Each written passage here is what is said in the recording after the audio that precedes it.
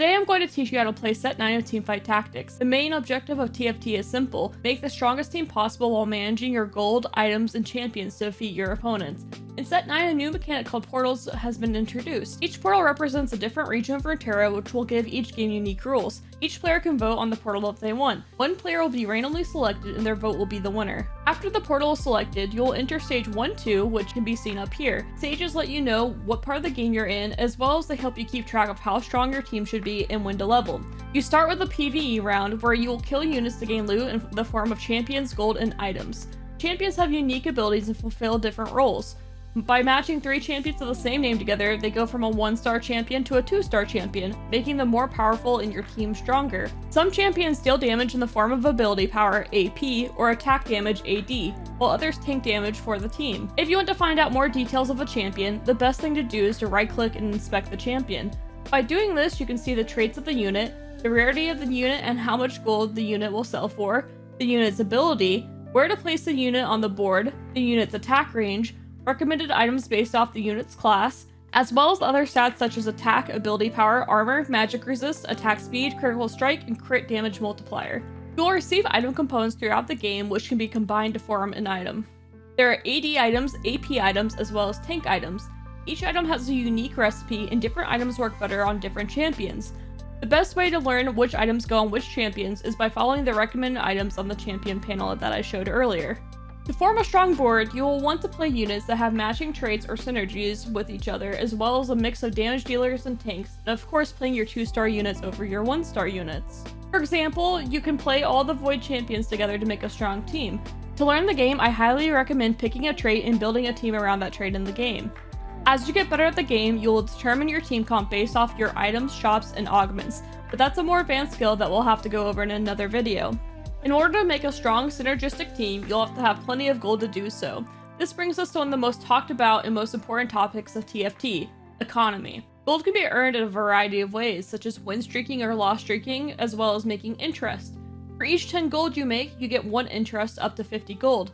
So at 10 gold you get plus 1 gold, and at 20 gold you get plus 2 gold, all the way up to 50 for plus 5 gold, with the exception of some augments which allow you to surpass this cap. Early game, you want to focus on saving as much gold as possible without losing too much health. This also means you don't want to roll in early stages of the game in order to conserve gold. Gold isn't just used for buying champions, but it's also used to buy XP, to level up and add champion slots to your board, as well as give you better odds of having stronger champions in your shop. Leveling is one of the more difficult skills of TFT because it changes in every situation and every game. But for a general leveling guide, you can follow the standard leveling system. For a standard 2-star 4-cost carry comp, this is what it will look like. However, if you're win streaking or have a lot of gold, you might want to look at aggressively leveling to level 7 on stage 3-5 or level 8 on stage 4-2 or 4-5 instead. A good rule of thumb is if you can level and have at least 30 gold left, then you want to level. Not only is leveling a tough skill in TFT, but rolling can be as well. Rolling is complicated because it's another skill that changes each game depending on what comp you're looking to play.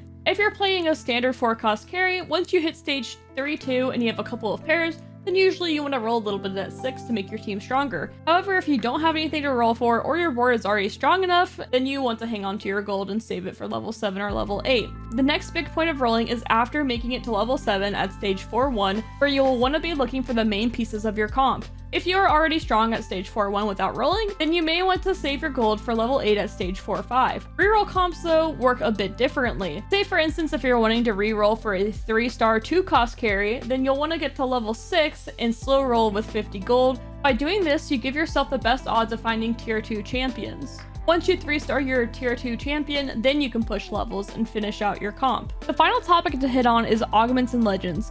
Augments happen in 3 stages of the game: stage 2-1, 3-2, and 4-2. They can be different power levels including silver, gold, and prismatic. These offer unique benefits to your team through board power or economy power. Different team comps benefit from different augments, and it can be difficult to know what to pick. To start, think about what your team needs and do your best at picking an augment that works with your team. Augment choices are an advanced skill that take a lot of practice to learn. Even top players still argue about which augments are the best in different scenarios, and some of it just comes down to playstyle preference. The good news is you have the opportunity to reroll each augment every round. So if you know there's an augment that you don't want to play, make sure to take a look at the next option. Before you start the game, you have the option of picking a legend, which will ensure that you're offered specific augments each game. I recommend choosing the champion you want based on your playstyle or the meta.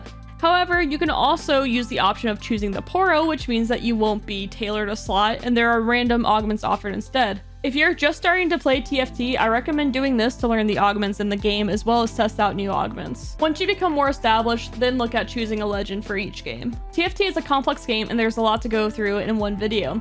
If you're interested in more guides from me as well as gameplay with commentary, be sure to subscribe to my channel for more, and I hope to see you in the next one. Bye!